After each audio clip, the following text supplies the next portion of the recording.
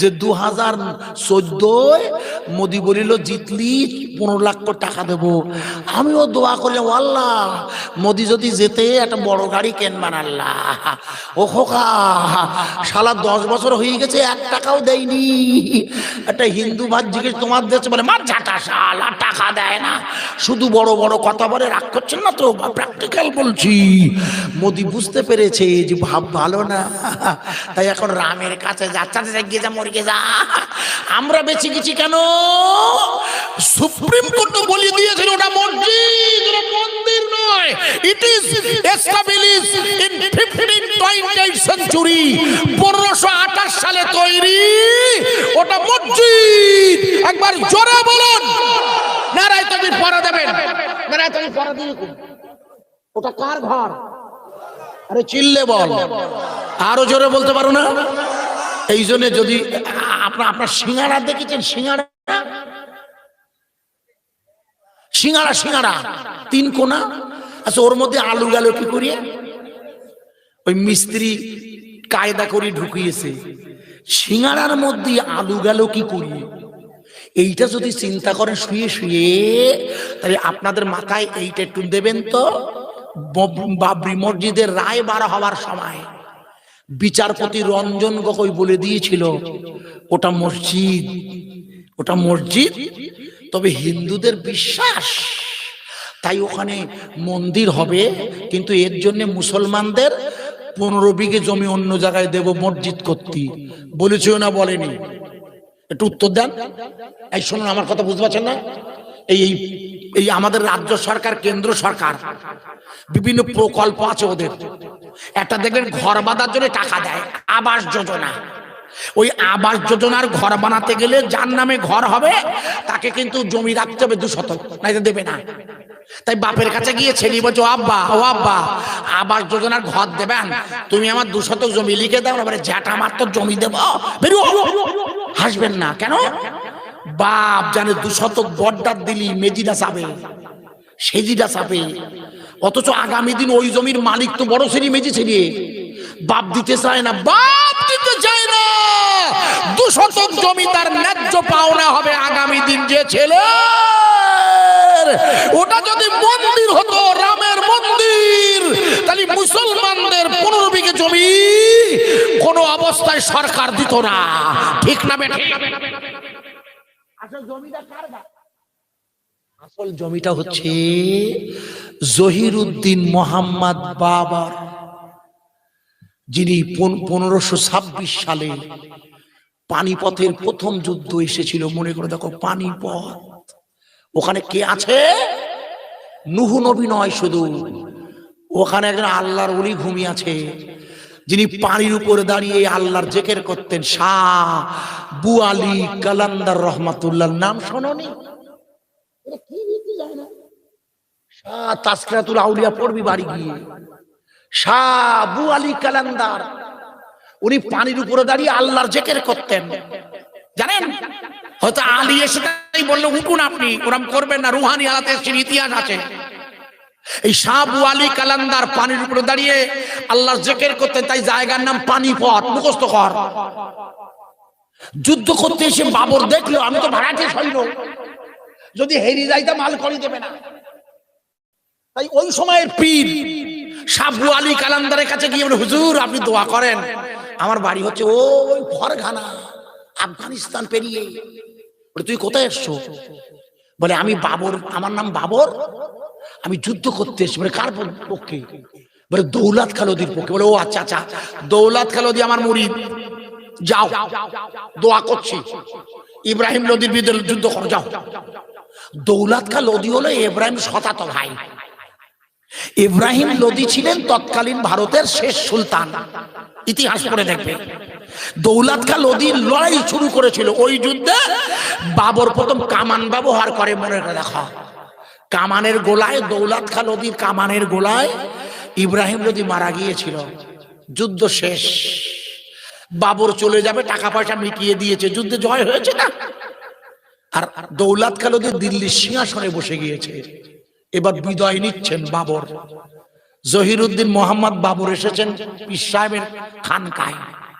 এসে বলছে, হুজুর আপনি আমার জন্য দোয়া করেছিলেন, যুদ্ধে জয়লাভ করেছি, তা আপনি আমার জন্য দোয়া করেন, আমি কিছু হাদিয়া এনেছি, হাদিয়া টাকা পয়সা। বলে দেখো আমার টাকা লাগবে না, তুমি দাঁড়াও। উনি খানকার মধ্যে চলে গেলেন। খানকা পীর সাহেবরা তার মুরিদের জেকের শেখায়, যার মধ্যে তারে খানকা বলে। দাদা হুজুর শেখাতেন, বড় হুজুর শেখাতেন, খানকা আছে ওনাদের ফুরফুরায়, লিখে নেন। তো উনি খানকার মধ্যে গিয়ে মিনিট 5 মোরাকাবা করলেন। মোরাকাবা মানে ধ্যান করি। এসে বলছে, বাবা তোমার যাওয়া হবে না। বলছে কেন? বলছে আমি চিঠি লিখে দিচ্ছি, তুমি দৌলত কা লোদির কাছে দেবে।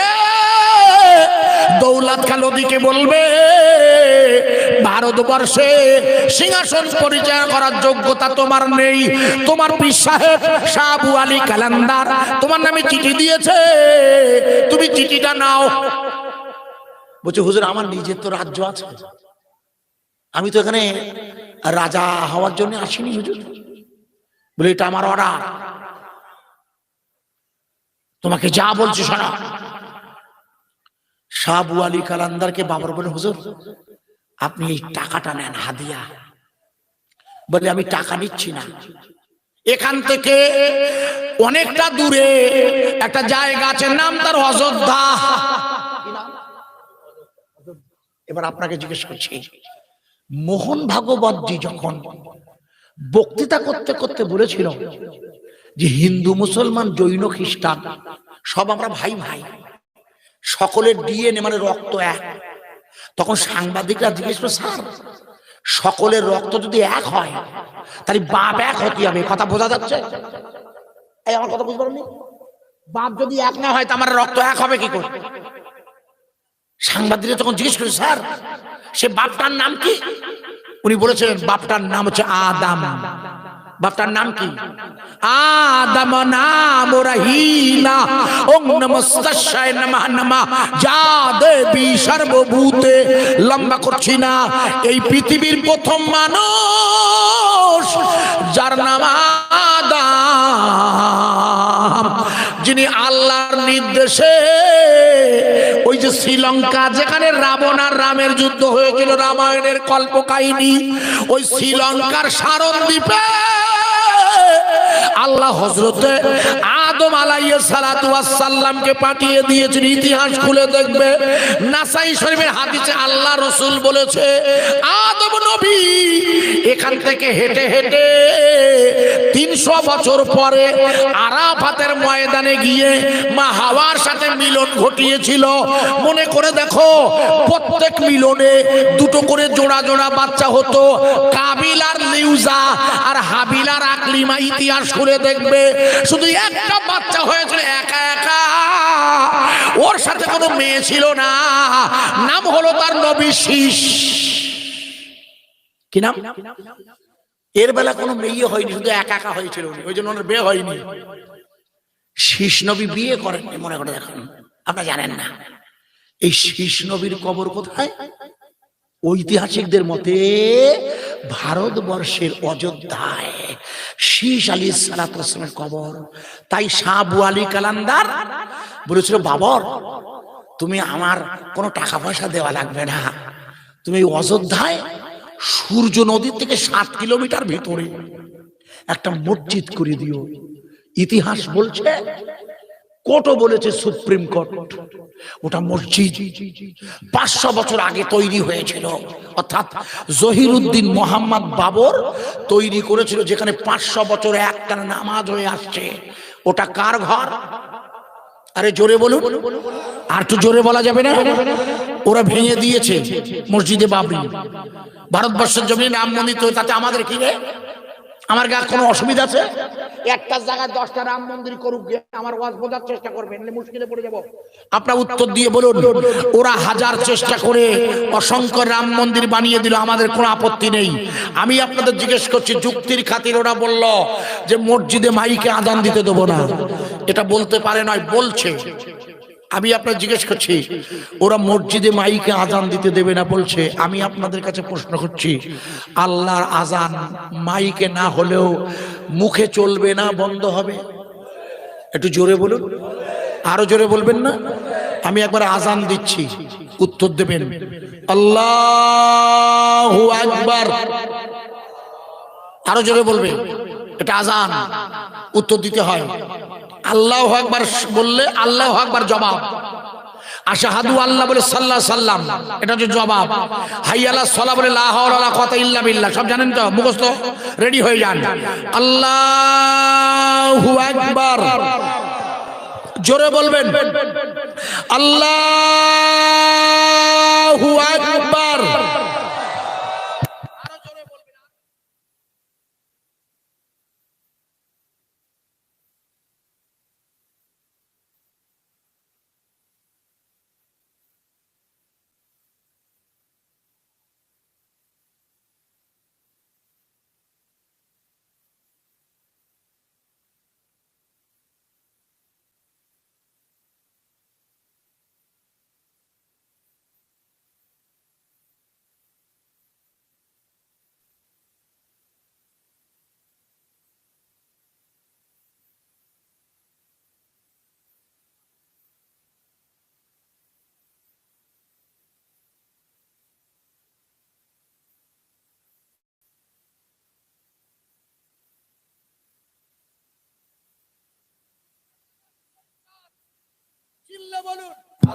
আরো জোরে। আমরা কোনো ব্যক্তির কাছে মাথা নত করি না, আমরা মাথা নত করি কার কাছে? এই জন্য আমি একবার নারা দেব। এটা কাশীপুর থানা, কাশীপুর থানা এখন কলকাতা পুলিশ নিয়ে নিয়েছে নিজ্ঞা। আমার কাকি আমরা জোরে একবার নারা চালাবো, কেউ ফাঁকি দেবেন না ইনশাল্লাহ। সবাই মিলে আওয়াজ দেবেন তো, নারায়ে তাকবীর। ফুরফুরা শরীফ, ফুরফুরা শরীফ, আজমির শরীফ, মক্কা শরীফ, সকলের ঊর্ধ্বে কুরআন শরীফ, আল কুরআনের আলো, আল হাদিসের আলো। সবাই মিলে বলো লা ইলাহা ইল্লাল্লাহ, ইল্লাল্লাহ, লা ইলাহা ইল্লাল্লাহু মুহাম্মাদুর রাসূলুল্লাহ সাল্লাল্লাহু আলাইহি ওয়াসাল্লাম। নবী গেলেন তয়েফে, নবী গেলেন তয়েফে, পাথর মারে কাফেরে, এ রক্তের ধারায় পাদুখানি রাঙা হয়ে যায়। নবী গেলেন তয়েফে, পাথর মারে কাফেরে, এ রক্তের ধারায় পাদুখানি রাঙা হয়ে যায়। আঘাত সয় নবী আমার আল্লাহর কাছে কয়, মাফ করে দাও ওগো আল্লাহ, অবুঝেরা চেনে না আমায়। লা ইলাহা ইল্লাল্লাহ, ইলাহা ইল্লাল্লাহ, লা ইলাহা ইল্লাল্লাহ মুহাম্মাদুর রাসূলুল্লাহ সাল্লাম। হাসর হবে তামার জমি, হাসর হবে তামার জমি, নবী বলবেন পানি পানি। আরে হাসর হবে তামার জমি, উম্মত বলবে পানি পানি। এ নবী বিনা পানি দেওয়ার সাধ্য কারো নাই। ওগো নবী দয়াময় মোদেরও লাগিয়া কিয়ামতে পানা দিও কসার পিলাইয়া। লা ইলাহা ইল্লাল্লাহ,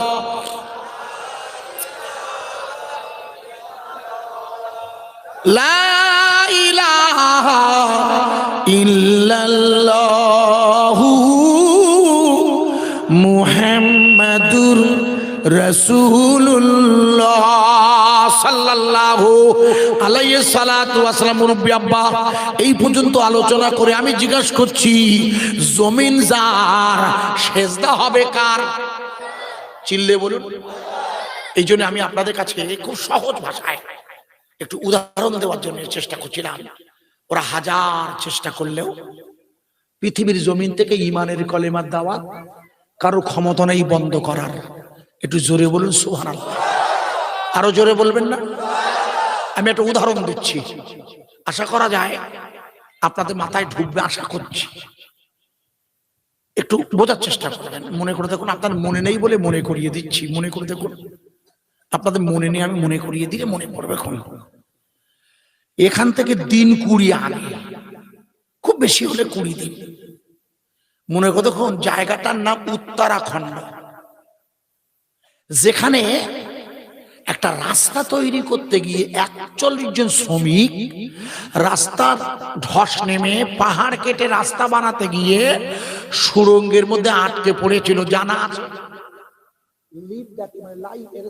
লাইভ বলে, মানে সরাসরি দেখিয়েছিল। পৃথিবীর সমস্ত দেশ তাদের সাংবাদিক পাঠিয়ে দিয়েছিল। জায়গাটার নাম কোথায় মুখস্থ করেন? উত্তরাখণ্ডের সিন্দাওয়ারায়। কোন উত্তরাখণ্ড?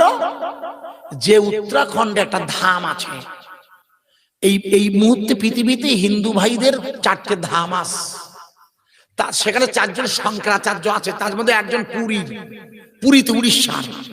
মনে করে দেখো, রাম মন্দির উদ্বোধনে ওই হিন্দু ধর্মের কোন শঙ্করাচার্যরা আসেনি, 4 জন।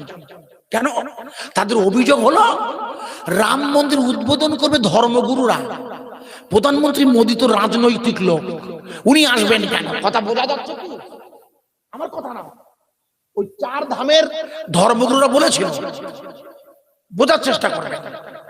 আর কি বলেছিল?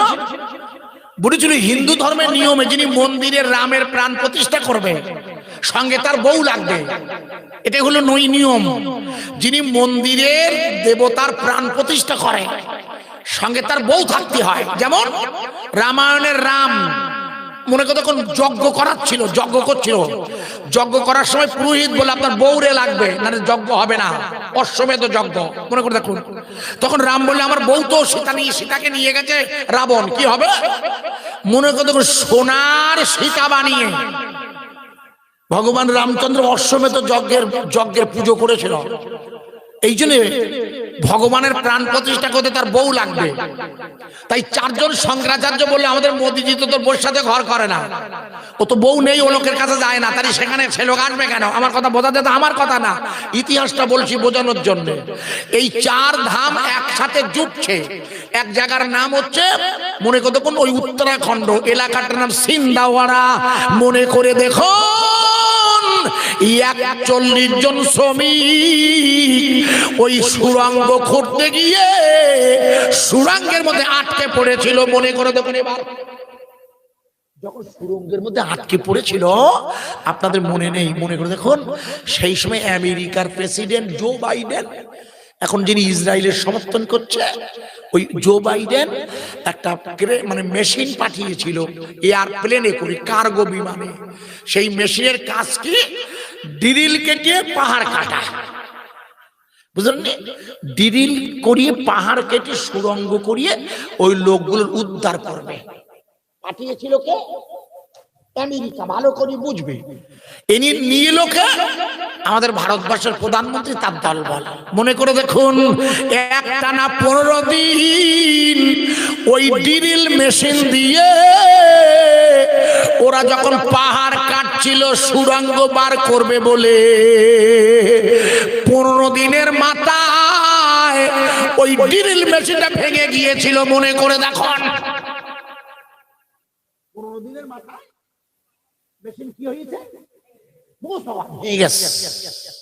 তার মানে আত্মতালি মেশিনের দ্বারা কাজ হবে না।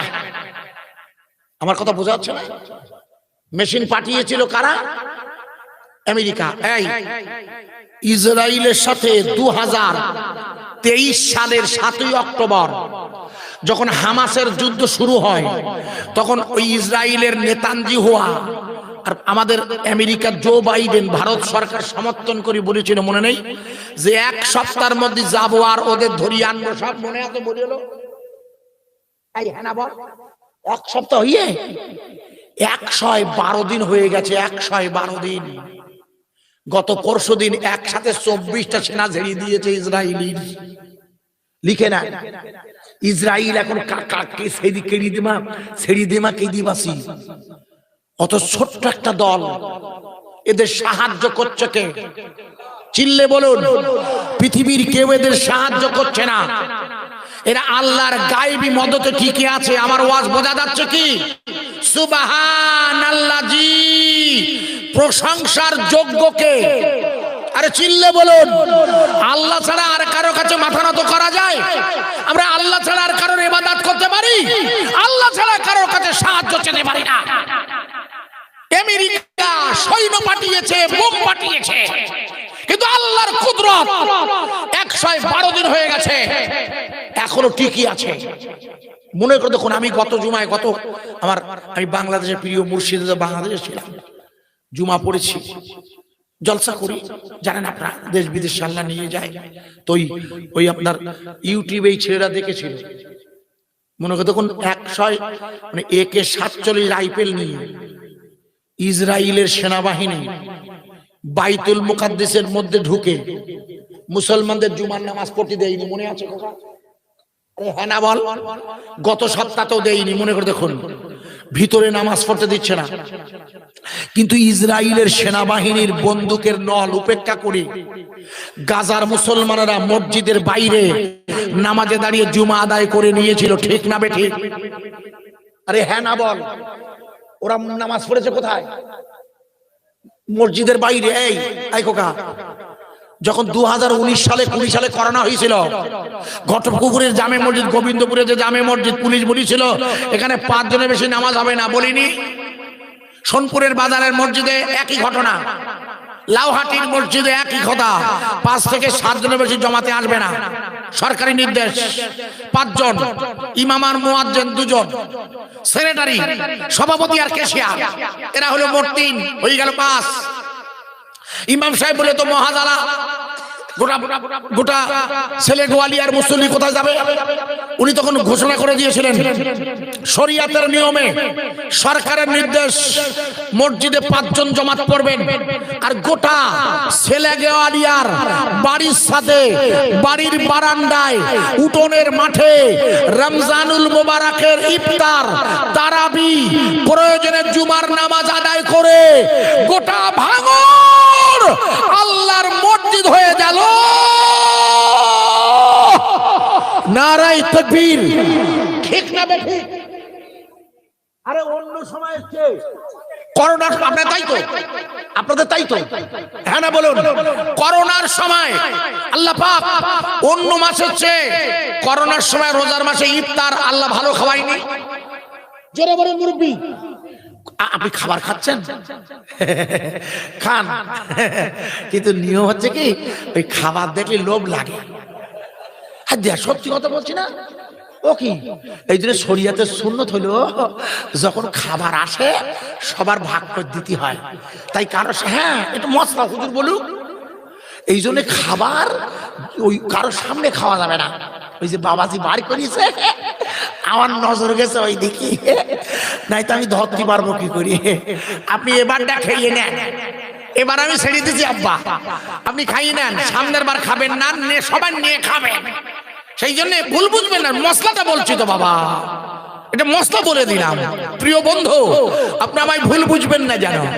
অন্যান্য সময় অপেক্ষা ওরা মসজিদগুলোতে সংখ্যা বেঁধে দেওয়ার পরেও ভারতবর্ষের গোটা করোনার আবাহে গোটা এলাকাটাই আল্লাহ মসজিদ বানিয়ে দিয়েছিল না? আরে হ্যাঁ না বলুন?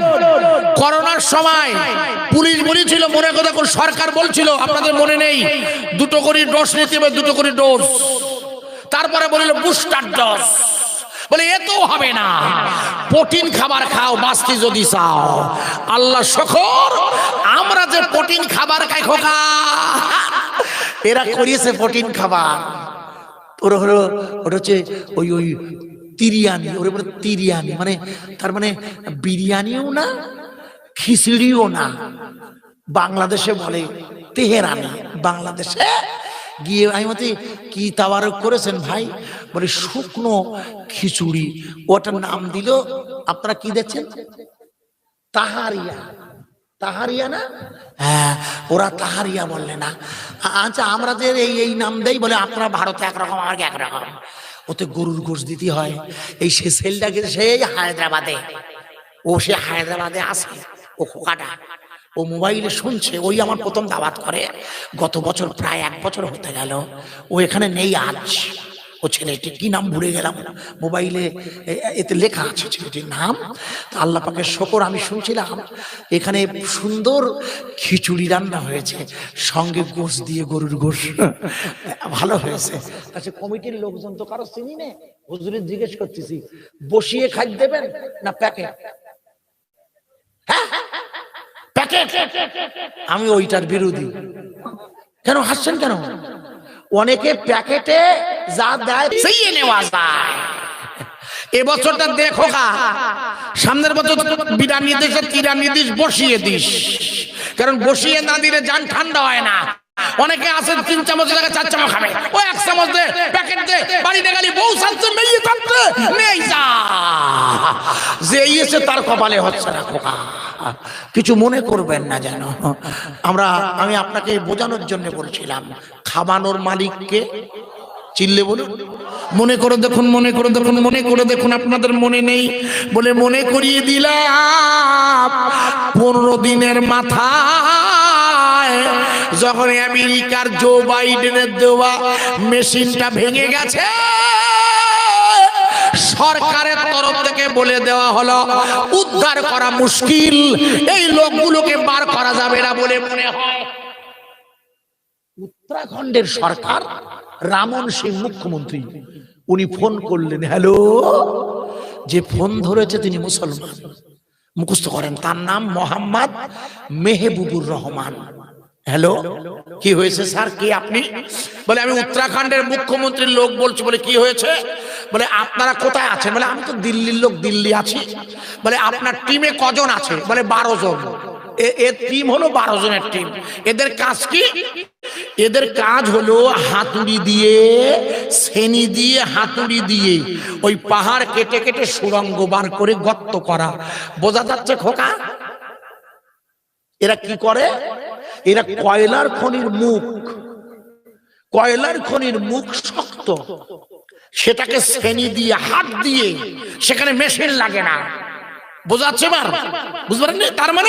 তার মানে আমেরিকার মেশিন ফেল। এবার যাদের ডাকা হলো এরা হলো মুসলমান। এদের সংখ্যায় 12 জন। লিখে নিন আমার ছেলেগুলো আর মায়েরা, ভাইয়েরা, ওই 12 জন মুসলমানের টিমটাকে কেন্দ্রীয় সরকারের তত্ত্বাবধানে ওদের উত্তরাখণ্ডে নিয়ে আসা হলো। 16 দিনের দিন সকালবেলা ওরা সেনি আর হাতুড়ি দিয়ে যখন পাহাড় কাটছে, যেখানে জো বাইডেনের মেশিন কাজ করে না, সেখানে ঈমানওয়ালা মুসলমানেরা বিসমিল্লাহির রহমানির রহিম আল্লাহর নাম নিয়ে সুড়ঙ্গ খোঁড়া শুরু করে 17 দিনের দিন বেলা 11টায় প্রথম সুড়ঙ্গের গর্ত কেটে মুখ ঢুকিয়ে মেহবুব সাহেব বললেন, আপনারা 41 জন নিশ্চিত থাকুন, আমরা সুড়ঙ্গ কেটে ফেলেছি। এই লোকগুলো তখন কি করেছিল? এই লোকগুলো আনন্দেরা 17 দিন ধরিয়ে টেনশনে ছিল বাঁচবো কিনা। বুঝতে পারেননি? এই লোকগুলোর মনের মধ্যে তখন কি হচ্ছিল? হচ্ছে ভগবান তুমি বাঁচাইয়েছ কেন? না, ওনাদের ভাবনাটা বলছি, বুঝতে পারছেন না? ওনাদের ভাবনা হলো যে 17 দিন পরে খুঁড়িয়ে তুমি যে এই ভগবান, এ তখন বলছে আমি ভগবান না খোকা, আমি ভগবান না, আমার নাম মেহবুব। আমার নাম কি? আমার নাম মেহবুব। ভগবান কি হয়? ভগবান মারা যায় খোকা। রাম হলো ভগবান, শ্রীকৃষ্ণ হচ্ছে ভগবান, শ্রী চৈতন্য ভগবান। মারা গেছে, ভগবান মারা যায়নি। পরানাম শরণাম ব্রহ্ম, এই পৃথিবীর সৃষ্টিকর্তা যিনি পরম স্মরণীয় ব্রহ্ম, আসল নাম কি? অল্লাহ পরানাম শরণাম ব্রহ্ম। সংস্কৃত ভাষা এই পৃথিবীর সৃষ্টিকর্তার নাম হচ্ছে অল্ল অল্ল অল্ল। শোনো খোকা, আমি তোমাকে বাঁচাই নাই, তোমাকে বাঁচিয়েছে যিনি, তিনি হলো আমার আল্লাহ। নারাই তো, একটু জোরে দেন, আরো জোরে দেওয়া যাবে না? একেবারে হাতিশালা ভেদ করে দেবো, হাতিশালা হাতিশালা ভাত করবো সোজা, একেবারে হাতিশালা হইয়ে ইসরায়েল পর্যন্ত আমাদের আওয়াজ পৌঁছে দেবেন। আমরা ইসরায়েলের মুসলমানদের জন্য দোয়া করতে পারি না, পারি না? আরে চিল্লে বল, তাদের আমরা খিচুড়ি খাওয়াতে পারবো না, তাদের জন্য কোনো পয়সাও দিতে পারবো না, এখান থেকে দেবেন না যাত্রার কাছে। খবরদার, কোথায় যাবে তার ঠিক নেই, হিসেব করে দান করতে হয়, যে সে চাইলে দেবেন না। কিন্তু আমরা তাদের জন্য এখান থেকে আওয়াজ তুলতে পারি না, পারি না? চিৎকার করে আওয়াজ দিয়ে বলবেন নারায়ে তাকবীর। ছেলে গোয়ালিয়া পশ্চিম পাড়া, আমি জিন্দাবাদ বলতে বলেছি। আমি তো ছেলে গোয়ালিয়া পশ্চিম পাড়া বলি থামিছি। বাবা আপনাকে জিজ্ঞেস করছি, ছেলে গোয়ালিয়া আর কোনো পাড়া নেই? হ্যাঁ, শেখ পাড়া নেই? আছে শেখ পাড়া? না না, কি কি পাড়া আছে বলুন, ভুলে যাচ্ছি আমি, বলতে কি পাড়া? আমার কাছে ফোন করেছিল, পয়লা প্রচারে জলসা হয়েছিল আপনাদের এখানে, সেটা কোন পাড়া? শেখ পাড়া, ওই ছেলে গোয়ালায় বলেছিল, তাই আমি জিজ্ঞেস করছি, এই কারণে জিজ্ঞেস করছি। আমার কাছে ফোন করেছিল, যাই হোক, ওই ছেলে গোয়ালাটা একেবারে ছোট না। তা আমি যদি গোটা গ্রামের নাম বলি, আপনি আমার নাম নিয়ে ধরবেন না তো? আরে বাবা বুঝতে পারেননি, এখানে পূর্ব পাড়ার লোক একটা দেখ নেই, সব কি পশ্চিম পাড়া? মিথ্যে কথা, সব পাড়ার লোক থাকে। আমার ভয় হয়, জিজ্ঞেস করছি কেন? আমি এক জায়গায় ওয়াজ করতেছি, আল্লাহ মোনাজাত করছে, আল্লাহ আল্লাহ আপনি গোটা গ্রামের মানুষের কবরে সবটুকু পৌঁছে দেবেন কোন আল্লাহ। যেই বলেছি ভাই ওরা এসে বলছে দাওয়াত করলাম আপনারা, আমি আমার বাপের কবরে দেবেন না, দে গোটা গ্রামে দিত বলিস কেটা আপনার। আমি বলি ওয়ালে কোনে ওয়াজ করতে আইছি আল্লাহ, আমি গোটা গ্রামের লোকের দোয়া করি আমরা। এই ইমাম সাহেব যখন দোয়া করে সব মানুষের জন্য করে না? আমি গোটা গ্রামের জন্য বলছি, শুধু ছেলে গোয়ালিয়ার পশ্চিম পাড়া নয়। এই জন্য আমি আওয়াজ দিয়ে বলি, ছেলে গোয়ালিয়া গ্রামেরই চলে সব এটা। আল্লাহ যত দূর আওয়াজ যাবে আমার কণ্ঠের, সোনপুর বাজার পেরিয়ে আল্লাহ কারবালার মাঠ ওয়াজ করিনি? আমি কি আজকের পার্টি? একেবারে পাঠিয়ে দাও গোটা এলাকায়, যাতে আওয়াজ পৌঁছে গিয়ে কবরের আযাব মাফ হয়ে যায়। এই রাতের বেলা কেউ ফাঁকি দেবেন না। নারায়ে তাকবীর। ছেলে গোয়ালিয়া গ্রামের মহান ইসলে সওয়াব। চিল্লে বলেন, জমিনের মালিককে, রুজি রোজগারের মালিককে এখানে বসিয়ে রেখেছে কে? তাবারুক খাবে কে? বাবাজিও বলেছে তাবারুক খাবে আল্লাহ। আপনার দোষ না, টানে টানে হয়ে গে তাবারুক খাবো আমরা না। এই দিয়া তাবারুক খাবে কারা? আমরা।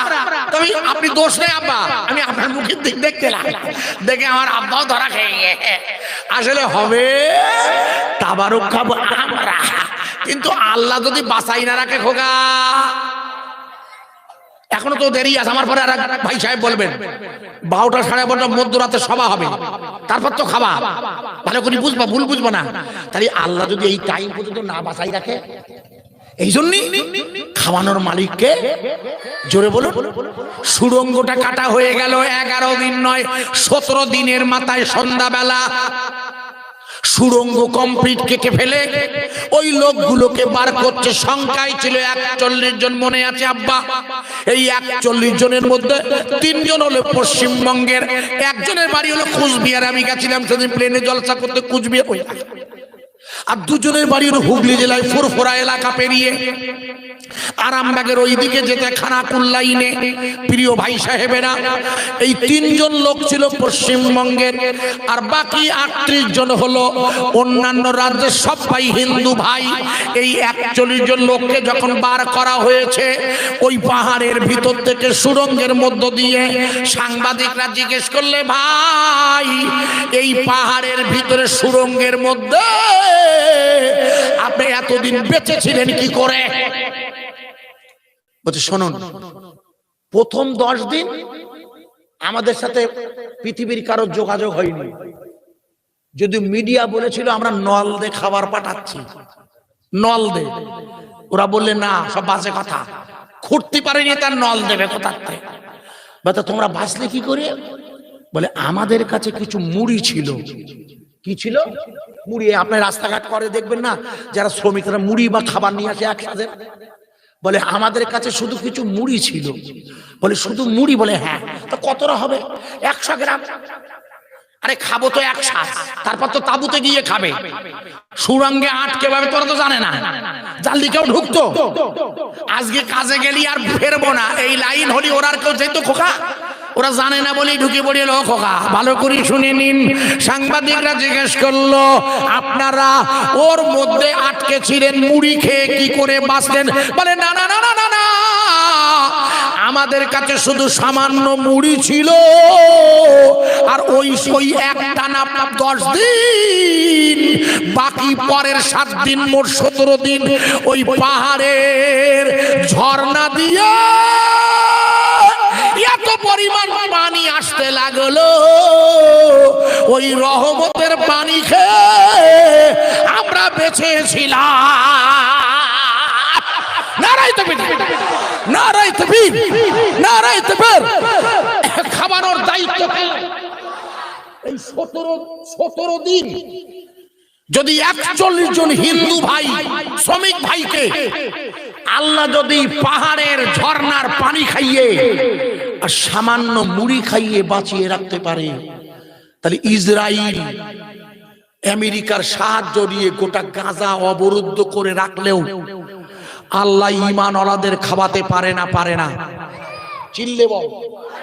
আমার ওয়াজ কি বোঝা যাচ্ছে? ওয়াজ বোঝা যাচ্ছে না? আমি আপনাদের কাছে যে আয়াত এনেছিলাম কোরআনের, তাতে 2টো মসজিদের নাম আছে, বলেছিলাম না? কটা মসজিদ? তখন নবীর বয়স কত বলেছিলাম? ভুলে গেলে মুশকিল। তখন 52 বছর বয়স। তখন পৃথিবীতে কটা মসজিদ ছিল? 2টো বাবা। প্রথম মসজিদটার নাম কি? কাবা। কাবা কাবা কাবা কাবা কাবা আছে মক্কায়, আর কাবা খানি কাবা হলো দয়ার নবীর ওসিলায়। জোরে বলুন, আরো জোরে। প্রথম মসজিদের নাম কাবা, যে কাবার চত্বর থেকে আল্লাহর নবী জিবরিল আল্লাহর নবীকে রাতের বেলা বাইতুল মুকাদ্দিসে নিয়ে যাবে। যে বাইতুল মুকাদ্দিসকে কেন্দ্র করে যুদ্ধটা হচ্ছে। কেন? কিয়ামত হবে কোন এলাকায় আব্বা? এই হুজুর, কিয়ামত হবে কোথায়? ওই এলাকায় না? এই দেখ, আপনারা জানেন না কিয়ামত হবে কোথায়? প্রাচীন শাম দেশে, যার বর্তমান নাম সিরিয়া, লেবানন, জর্ডান, ফিলিস্তিন। এরা কিছু জানে না? আল্লাহ কোথাও বাস করছে আল্লাহ। ওই এলাকায় কিয়ামত হবে না খোকা? এই দেখ, আল্লাহর নবীর মা আমেনা তো জোহরা বলেছেন, আল্লাহর নবীর মা আমেনা কি বলেছেন? বলে, যেদিন আমার বেটা জন্ম নিয়েছে মুহাম্মদুর রাসূল, আমার বেটা, আমি লক্ষ্য করে দেখি আমার বেটা তো নয়, বেটা নূরের দোলা। আমি সেই নূরের দোলার আলো আমি গোটা শাম, সিরিয়া আর রোম সম্রাটের দরবার দেখতে পেয়েছিলাম। একবার জোরে বলা যাবে না? আর একটু জোরে বলতে পারো না? যে এলাকায় মা আমেনাতুজ জোহরা ওই সেদিন দেখেছিলেন হুজুরের নূরের তাজাল্লিতে, যে এলাকায় রসুলের নূরের তাজাল্লিতে, আপনারা সবাই মনে করে দেখুন, ভুল বুঝবেন না, যে এলাকায় রসুলের নূরের তাজাল্লিতে মা আমেনাতুজ জোহরা দেখেছিলেন আল্লাহর নবীর নূরে, কত কিলোমিটার মক্কা থেকে 1.5 থেকে 2000 কিলোমিটার দূর নূরের জ্যোতিতে মা মেনা যে শহর দেখেছিল, সেই শহরে এখন যুদ্ধ চলছে। সেই ঈমানের কালেমার ঈমানের দাওয়াত চলবে না, বন্ধ হবে। আরে চিল্লে বল, পৃথিবীর কোন শক্তির ক্ষমতা নেই লা ইলাহা ইল্লাল্লাহর কলেমার দাওয়াত আটকে দিতে পারে। কেন? লক্ষ্য করুন, রাসূল পাক সাল্লাল্লাহু আলাইহি ওয়াসাল্লাম খানায়ে কাবায় শুয়ে আছেন, কাবা শরীফে। জিবরিল এসেছেন রাতের বেলা, এসে হুজুরের বুকটা চিরে ফেলেছিল, মনে আছে আপনাদের? আলাম নাশরাহ লাকা সাদরাক, আমি কি আপনার বুকটা চিরিনি? মনে করে দেখুন আব্বা, মুসা আলাইহিস সালাম আল্লাহর কাছে বারবার দরখাস্ত করেছে, আল্লাহ আমি আপনাকে দেখতে চাই। করেছিল না করেনি? একটু হ্যাঁ না বলতে হবে। মুসা নবী বলেনি যে আল্লাহ আমি আপনাকে দেখতে চাই?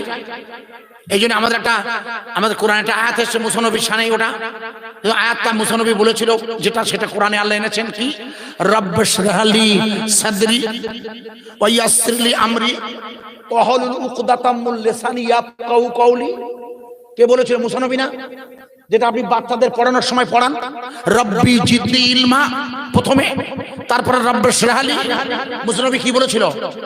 বলেছিল ওগো আমার আল্লাহ, মুসা নবী বলছেন আপনি আমার সদরটা মানে কলবটা, বাম স্তনের দুধের নিচে লতিফায়ে কলব আছে, আপনি আমার কলবটাকে প্রশস্ত করে দিন।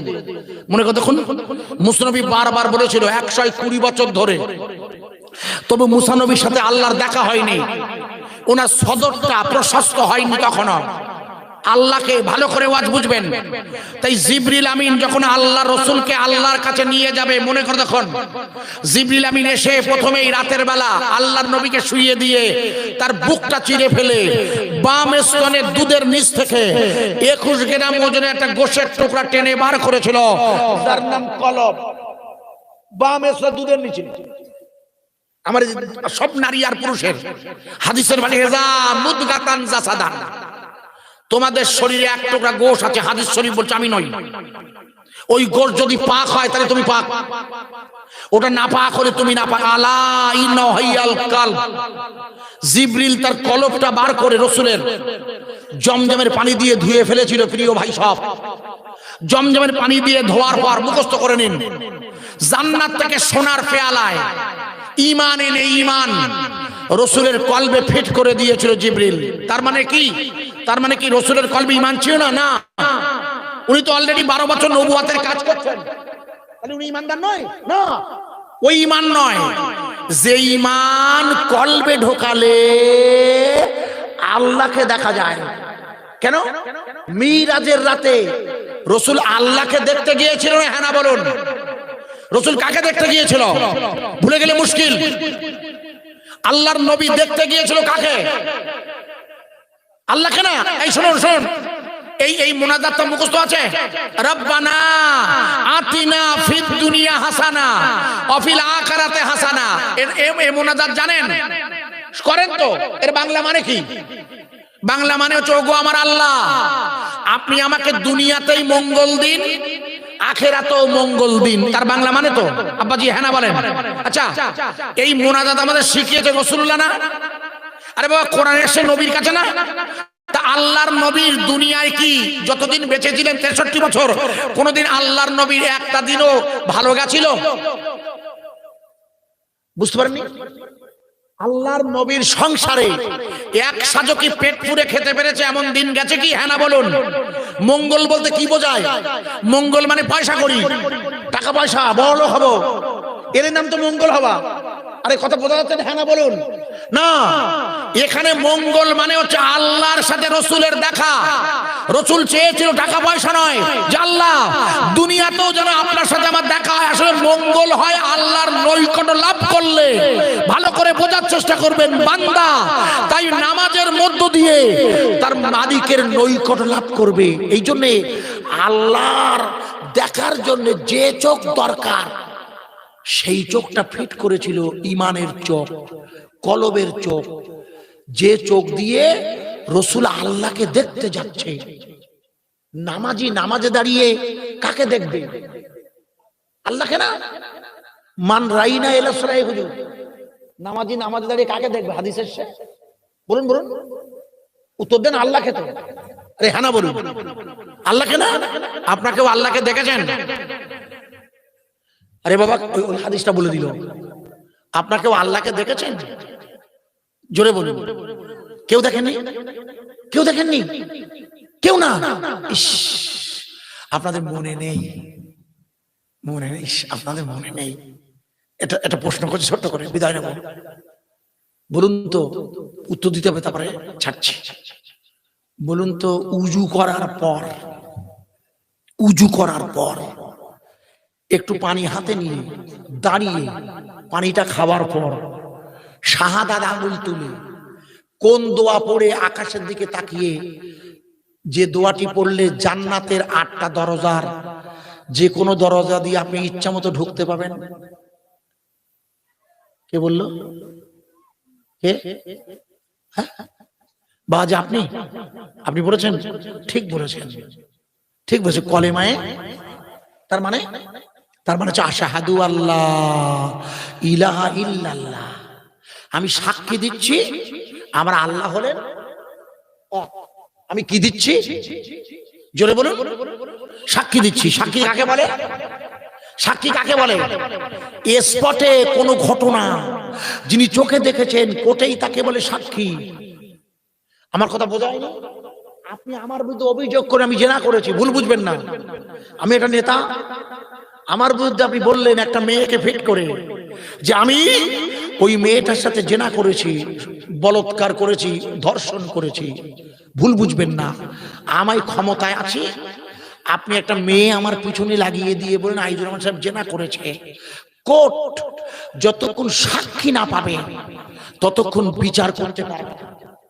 ওই মেয়েটাকে আজিজুর রহমান জেনা করেছে, তার কোনো সাক্ষী আছে কি? আমার কথা বোঝাচ্ছে কি? বোঝায়নি? সাক্ষী ব্যতি রেখে কোনো মামলা টেকবে না। মনে করে দেখুন, আপনাদের শাহরুখ খানের ছেলের নাম আরিয়ান খান, মনে করে দেখুন, ছেলেটা নেশা করেছিল, পুলিশ তাকে ধরেছিল, 27 দিন জেলে ছিল। কোটিপতি নয়, কোটি কোটি টাকার মালিকের ছেলে। যখন কোর্টে মামলা উঠলো, বিচারপতিকে প্রশ্ন করছেন মুকুল রোহতগি উকিল, স্যার আমার মক্কেল নেশা করেছে, তার সাক্ষী কয়? পুলিশ সাক্ষী দিতে পারেনি, মামলা টেকেনি। আনিস খান, মনে করে দেখুন, যাকে পুলিশ ধরতে গিয়ে তার বাপের অভিযোগ ছিল আমার ছেলেকে মেরে ফেলে যে ঠেলে ফেলে দিয়েছে, সে আনিস খানের মামলা টেকেনি, সাক্ষী ছিল না। তাই অতএব সাক্ষী ছাড়া কোনো মামলা টিকতে পারে না। আপনারাই বললেন, আমিও বললাম, আমিও বলি আশহাদু আল্লাহ ইলাহা ইল্লাল্লাহ, সাক্ষী দিচ্ছি আমার আল্লাহ এক। আপনাকেও কি আল্লাহকে দেখেছেন সাক্ষী দিচ্ছেন? আমার ওয়াজ বোঝা যাচ্ছে না? হ্যাঁ না বলো? সাক্ষী দিয়েছি মানে দেখেছিলাম। মুখস্থ করেন। জগৎ হলো 4টে। জগৎ কটা? রসুল বলেছে, আমি নয়। প্রথম জগতের নাম আলমে আরো আব্বা, দ্বিতীয় জগতের নাম আলমে দুনিয়া যেখানে বসে আছি, তৃতীয় জগতের নাম আলমে বারজাক যাকে বলে কবরস্থান, আর চতুর্থ জগতের নাম আলমে কিয়ামত যেখানে আবার সবাই পুনরুত্থান হবে। সেদিন মোদি, যোগী, আদিত্য, আমি আজিজুর, সব রুহগুলো এক জায়গায় ছিল। ফুরফুরার পীর সাহেব দাদা হুজুর, বসিরহাটের আল্লামা, সমস্ত ওলিয়া উলিয়াদের সবার রুহু এক জায়গায় ছিল। আল্লাহ সব রুহুগুলোকে ডেকে, সেখানে আমি ছিলাম, মোদবাজি ছিল, মোদি ছিল, ভুল বুঝবেন না, পীরজাদা ফুরফুরা হুজুর কিবলা ছিলেন, পীরজাদা হুজুর ছিলেন। সেখানে আল্লাহ জিজ্ঞেস করেছিল, আলাস্তু বিরাব্বিকুম, আমি কি তোমার প্রভু নই? আপনার মনে নেই আব্বা? বলেছিলেন কলু বালা শাহিদ, সাক্ষী দিচ্ছি আপনি আমার আল্লাহ। সেদিন আল্লাহকে দেখেছিলেন খোকা, মনে নেই? আপনাদের মনে নেই, তাই ভুলে গেছেন বলে আমি মনে করিয়ে দিচ্ছি।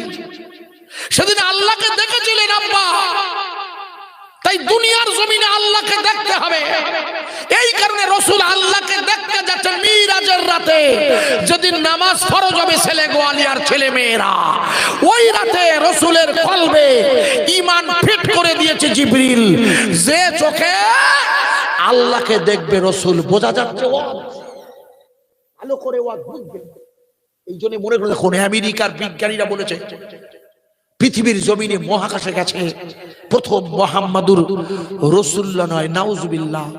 ওরা বলেছিল পৃথিবীর জমিনের প্রথম মহাকাশচারী হলো কল্পনা চাওলা। মনে করে দেখুন, আমাদের একটা ভারতীয় মেয়ে, ওর নাম কল্পনা চাওলা।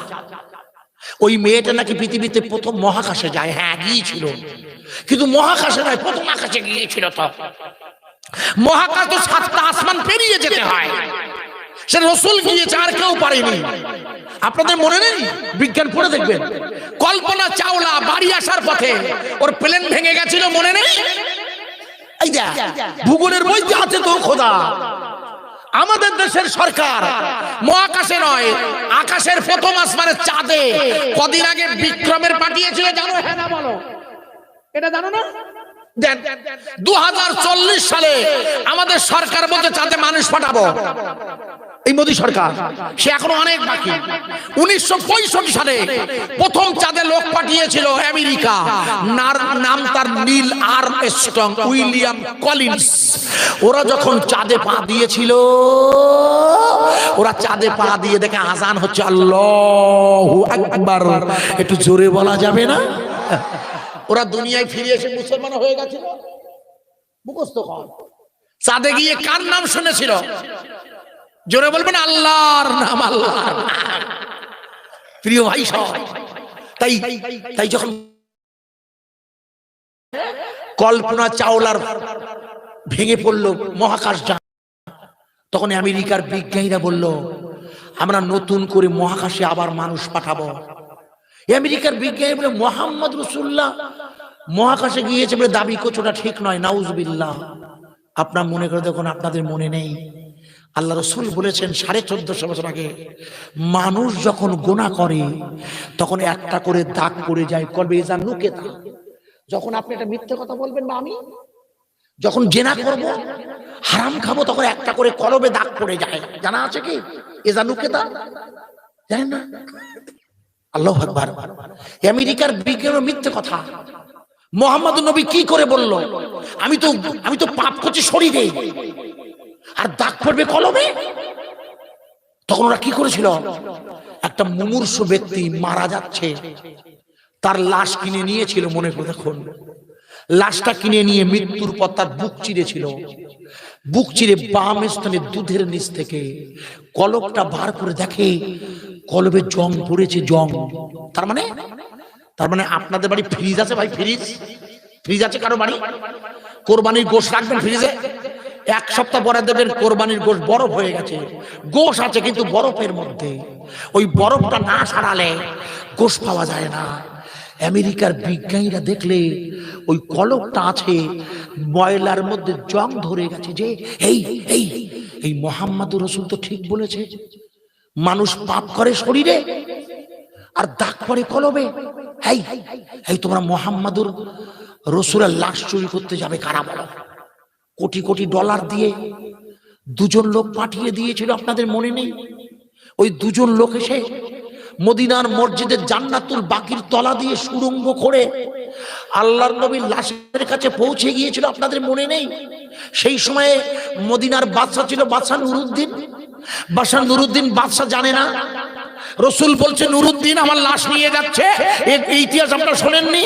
ও খোকা, নবী পাক পর্দা নিয়েছে 633 খ্রিস্টাব্দে, আর 1998-90 সাল মানে কিছুদিন আগে রাসূলের লাশ চুরি করতে সেই খবরটা নবী জানিয়ে দিচ্ছে বাদশার।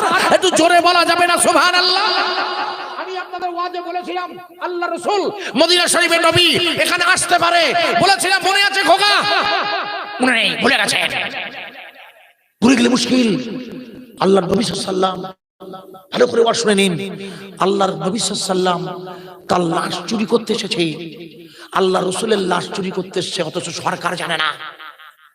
রাসূল বলছেন বাদশা তুমি ঘুমাচ্ছ, আপনাদের জানা নাই বসিরহাটের আল্লামা রুহুল আমিন শাহ 3জন পীরের হাতে বায়াত ছিল, জানো কি? কজন পীর? 3জন। ওনার প্রথম পীরের নাম কি জানো? লেখো, পীর গোলাম সালমানি। মুখস্থ করো, পীর গোলাম সালমানি। ওনার বাড়ি কোথায়? ফুরফুরায়। জানেন না? আপনারা চেনেন না? ইনি আলিয়া মাদ্রাসায় পড়াতেন। আলিয়া মাদ্রাসা কলকাতা। উনি এত বড় আল্লাহর ওলি ছিলেন। ওনার পীর সাহেবের নাম কি? ওনার পীর সাহেবের নাম সুফি ফাতে আলী ওয়াইসি মানিকতলা।